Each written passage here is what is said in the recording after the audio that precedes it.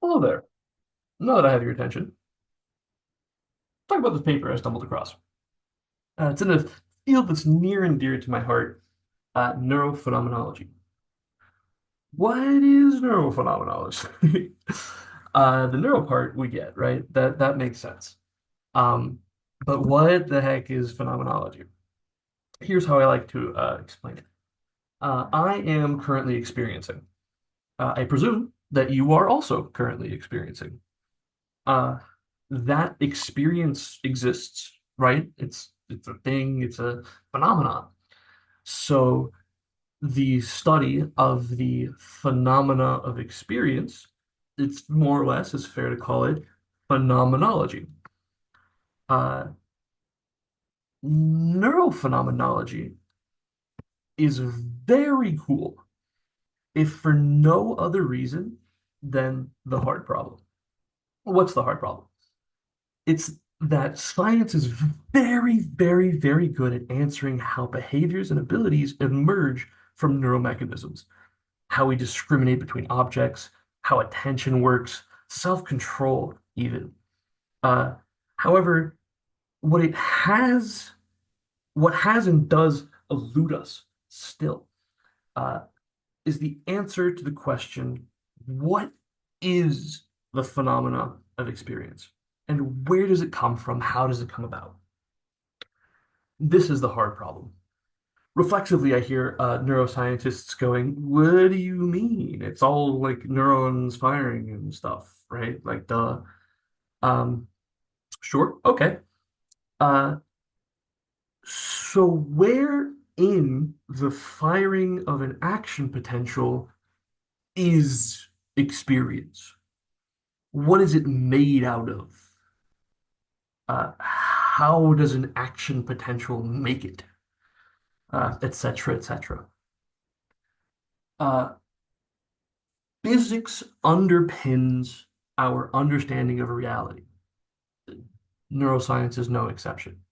This is the standard model of the most fundamental particles we understand. Nowhere in any of them have anything to say about the potential of what phenomenal existence and experience is. Nowhere. Um,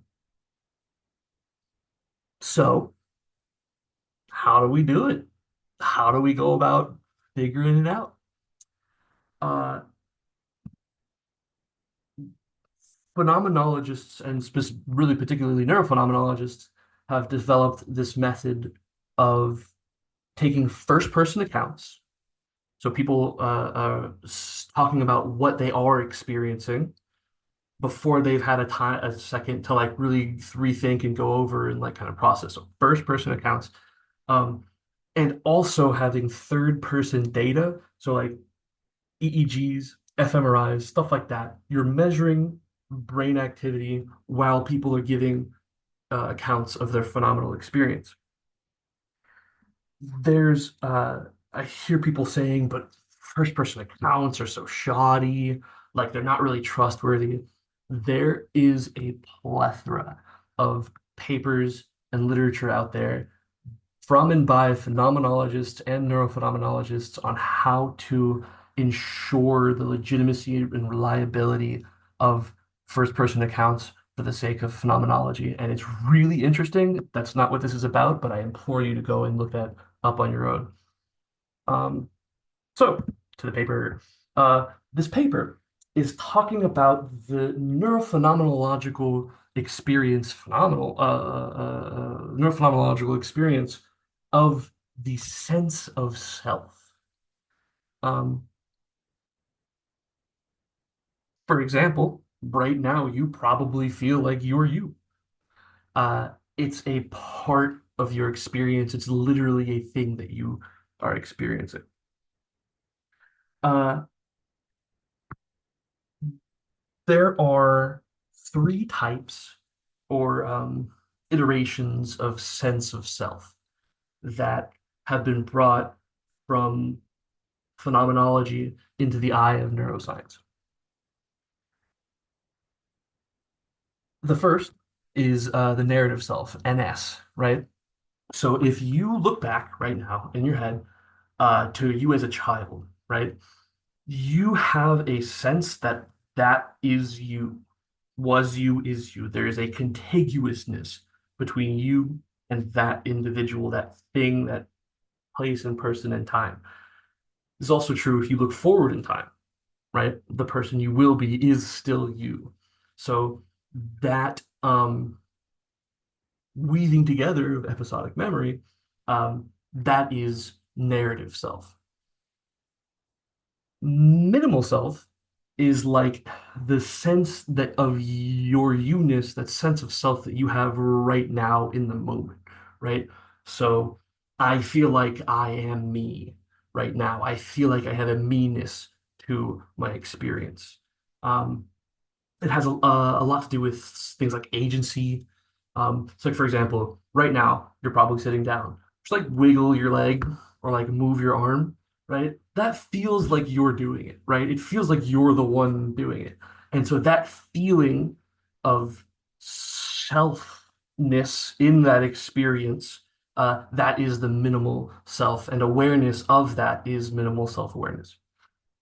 Uh, there's a really interesting place we can go where if we say, okay, we're still in the now, right? We're still experiencing here in the now.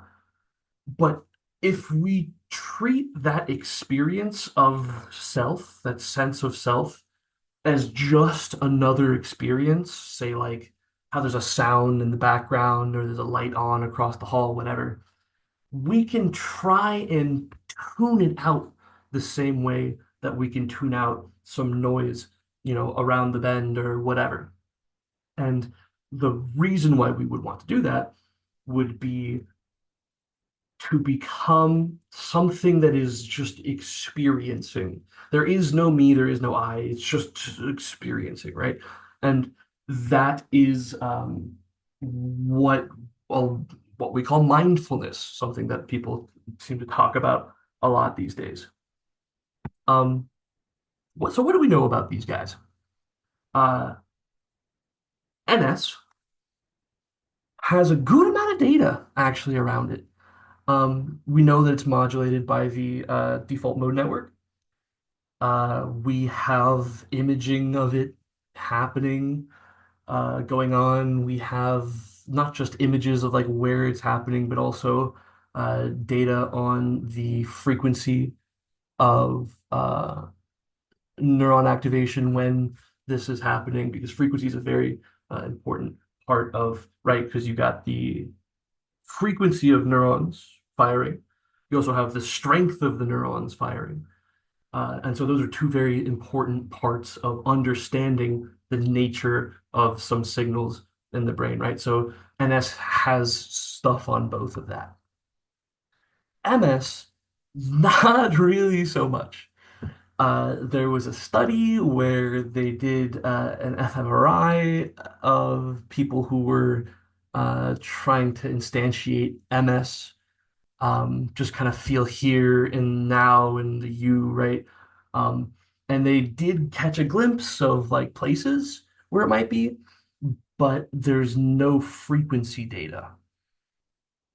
Uh, whereas with SL, there's really not much. However, very interestingly, we do know that mindfulness has been shown to like change the way that your neurons in your brain are connected, your neuronal architecture. Uh, so, okay, but like, how do we study this stuff? Here are our participants. Now, yes, I do know that it says full name under each end team in the corner. I thought it was funny. And with all of these big words and talking about phenomenology and neuroscience, like, oh my God, it's so dry, it's so boring. Uh, so I thought it was funny, and that's why I left it in. But uh, we have 12 participants. Each one of them are long-term practice, like years and years practicers of mindfulness within similar types of ways to get there and iterations of meditation. I like this definition of mindfulness that they themselves used, of dissolving the experience of a fixed subjective core comprising their self-identity. Very cool.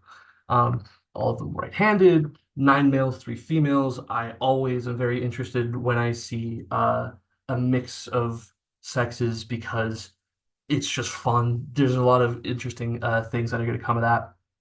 Uh, and then a nice age range, right? Um, okay, but like, how are we doing this? What are we doing, right? Um, what we're doing is we've heard of an electroencephalogram, an EEG, right? That measures changes in electrical fields. An MEG is going to be measuring changes in magnetic fields. Uh, and the big difference here is that the resolution is insane. For EEGs, you're talking about centimeters. For MEGs, you're talking about millimeters. Um, the skull and the scalp tissue are less influence and influential to those magnetic signals, so there's going to be much less interference and noise in your data. Um, MEG is going to measure like perpendicular signals to the EEG, the right hand rule. If you guys ever took, excuse me, you guys ever took physics. Uh, so yeah, it's gonna be it's really powerful, really cool, really interesting. Um, how are we doing this, right? So okay, we have the people, what they're doing, how is it working, understanding a sense of self, uh, and the machine. But like, what are we doing? So the participants, right, brought in, they're like shown around the place, the lab. They're getting comfortable. They understand what's going on. Um, they're shown a PowerPoint beforehand to really make sure that everyone is on the same page of what's going to happen. Uh, then each of them are for three conditions each, right? One for NS, one for MS, one for SL. Um, they kind of get into that zone, which we'll get into in a sec, uh, repeated three times in succession for 30 seconds each within the context of an MEG. Um, and then afterwards, there's an interview. For the narrative condition, they were told to think what characterizes you. For the minimal condition, they were told to try and experience what is happening to you at the present moment. And the selfless condition is to try and experience what is happening at the present moment when you are not at the center.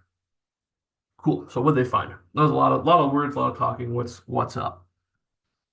Um, there's we could look at it from a neuroscience perspective and a phenomenology perspective. We could look at it both together. My opinion, we should look at all three. So, first, phenomenology. It was found that for the SL portions, participants showed that there were several different kind of types of getting into the zone, different kinds of zone to be in as far as selflessness, right? I'm going from right to left. We have less happening. It just feels like there's less happening. That's pretty easy. Um, there's altered experience. Sorry, I had to get this out of my way for my screen. Altered experience, which is really what it sounds like. It feels like I'm above the door or whatever. It feels like I'm not really where I am, whatever. But the interesting one is lack of ownership, which is really getting at this core of I don't feel like I am me. I'm literally have successfully dissolved my sense of self. Um, and we'll get back to that later, but these three are very important. Uh, please. Okay. So here we see a topographical map of when we compare, let's look at the left one first, the NS studies versus the MS studies at 60 to 80 hertz, or just your neurons. The MEG is looking at neurons firing somewhere between 60 and 80. action potentials per second, right? Um, so that would be the gamma range, right? And what we see is when we compare NS to MS, there's decreased, uh, sorry, the colors are corresponding to the power, the intensity of these firings. So again, you have the frequency and you have the intensity. And we see from NS to MS, we see an overall decrease in power between NS and MS in the gamma band. For MS and SL, we are looking between 13 and 24. We see 13, 25 action potentials per second. That's the beta range. Uh, Also significant decreases. Um, Very cool, very interesting. Here is the actual MEG images. And what was found was, again, the color is the power or the PCS. Um, there were two clusters of difference in activity between when they were in a NS state and when they were in an MS state. And what we see is deactivation in, and this is deactivation in MS compared to NS, right? So in A1, we see deactivation in the right medial anterior cingulate. In A2, we see deactivation in the left thalamus. Um, that's one cluster. The second cluster is B. B1 is deactivation in the left anterior cingulate, and B2 is deactivation in the right anterior medial prefrontal cortex.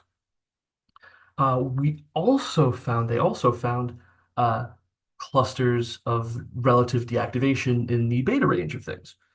Uh, Specifically, there was one cluster, the C cluster, and C1 was in the right fusiform gyrus, and C2 was in the left middle occipital gyrus. When we now compare MS to SL, um, again, the color is power, the intensity of these things. Um, and we have several clusters, very cool, several clusters. These are all also within beta waves. So again, between 13 and 25 action potentials per second. Uh, for the A clusters, that's all going to be deactivation in the prefrontal cortex, prefrontal zone. A1 is deactivation in the left anterior medial prefrontal gyrus. A2 is deactivation in the right subgenual anterior cingulate.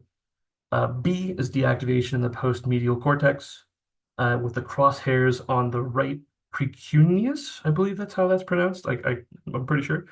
Uh, C, we see deactivation in the left thalamus, and D and E, we see deactivation in the right and left inferior parietal lobules. Uh, Here's where one of my favorite parts of the study is. So this is MS versus SL still MS versus SL. Um, but only for those people who really got to that sense of selflessness. And what we found is that there's two clusters. There's cluster A in the IPL, and there's cluster B in the left dorsal medial thalamus. Why is that cool? Um, this is also within the gamma range. What we found, very interestingly, is that the gamma frequency of comparing NS and MS yielded nothing significant for phenomenal categories, which is to say there was nothing really significant when you're talking about all of the other types of phenomenal categories for NS and MS, etc. So the fact that we found a distinct zone specifically for those in LO uh, tells us that this is a distinct, or at least gives us evidence towards the idea that this is a distinct neurophenomenological characteristic uh, of LO categorization. Like this is distinct and specific for LO, which is really cool. You've just associated a phenomenological event and a neurological event. We're starting to build that bridge. Super, super, super cool. So why, who cares, right? What did we get out of all this? If we look between MS and NS, like the NS and NS over each other, um, the overlapping of the two gives us a picture of not just what MS is, but what MS is that NS isn't. Um, Moreover, because we did not have the frequency bands for MS, getting that was a huge win as well, and a big point of the study and something cool that we gained out of it. Um, One of the cool things from learning that MS is associated with beta band networks is that it goes with some really interesting theories. If you haven't looked into at least the mirror neuron theory, I would highly recommend it. It's very cool. Um, and both of those theories link MS to motor systems, which makes sense, right? When I move, right, it feels like it's me. Um, yeah. With MS versus SL, right? Uh, Again, we have MS network in the beta band, uh, including the posterior, medial, and lateral parietal regions, which aren't the case in NS, right? Why is that important? It's because the IPL, right, and the right precuneus are linked to agency and mediation, perspective differentiation, whatever, etc., which makes sense with MS. But together with other studies on the regions, we start to really get this idea of okay, we should separate parietal and prefrontal regions in NS processing. So we're really working, we're chiseling away at this neurophenomenological picture of the nature of our phenomenal experience. Like, oh my God, we're doing it, right? Um, for just SL, right? Again, the LO group, the people who were really got into it and really were able to disassociate and dissolve that, not disassociate, but dissolve that sense of self. Um, we tied it. We literally got the picture of them experiencing it and a part of the brain that if things are happening where it was not happening before, and so we got it. We caught them on video. We got it. Um, Now again, causation, correlation, not the same thing, but it's pretty cool nonetheless. Um, Also, it makes sense that suppression in that area, right, is critical to what SL is trying to achieve, specifically LO is trying to achieve, which is the loss of like an I-ness or agency or sense of self, because that part of the brain, excuse me, is associated with that. So that part turning off makes sense. Everything's connecting. Very cool. There are a couple of problems that I will be the first to kind of admit and look at. Um, when you have people like making themselves do something, there's a lot of potential like noise and okay, maybe it's this, maybe it's that. It's just there's a lot of things that can go on. That's why a lot of neurophenomenal research and papers are devoted to trying to make sure that we have processes and strategies by which to ensure that first person accounts are reliable and good. We have that. It's still an issue that we should consider, but there's that line of defense that is quite significant. My biggest issue, though, is a very limited pool of participants. I mean, there's 12 people in total. There were only four of them reached LO. I mean, it's still interesting and significant, but I would like to see some more people. Um, Also, one of the ways that they kind of looked for artifacts, so they got the data and then they refined the data and then they put it into the pictures that we saw, One of the ways that they do that is they go through each of the pictures for each of the 248 sensors and they pick out by hand the stuff that looks suspicious and throws it away. Um, it's good, it's useful. There's a time and a place for that. They probably did some good work, but there might be some stuff that was thrown out. How much of that can you get around? I'm not sure, but that did, it's important to note that. Um, the frequency bands that they used, another problem is the frequency bands they used were like standardized. And it's not necessarily the case that everyone has the same types, same frequencies of beta bands and gamma bands, etc. Right? It might be, some are faster, some are slower, but that fastness and slowness is relative for each individual. So I would have liked to have seen more accommodation for that. Um, the software they used was from 2009. This paper is not from 2009. Now, I don't know the software, I don't know all these things, but that, it's something to consider. And I really would have liked to have seen a contrast between each of these three states and a resting state, right? Of just not thinking about much, even like within the context of people who aren't meditators, right? Maybe that's another paper, whatever, but I would have liked to have seen that as well. So where does that leave us? The goal of neurophenomenology is to bridge the gap between what science can do and what it can't figure out how to figure out to do, right? My favorite analogy for this, for the importance of neurophenomenology, is if you're trying to figure out how a DVD player, all that stuff works, and you're just looking at the DVD and the DVD player, meanwhile, someone is on the couch watching the DVD and they have a remote, and you're not paying attention to what they're experiencing, what they're saying, then you're not looking at the TV, you're not watching them changing the channel. There's so much data you're missing out on. And so if you, as a neuroscientist, look at the TV or at least pay attention to what the person who's watching the TV is saying and how they're moving it, whatever, there's so much more data out there that you can have access to.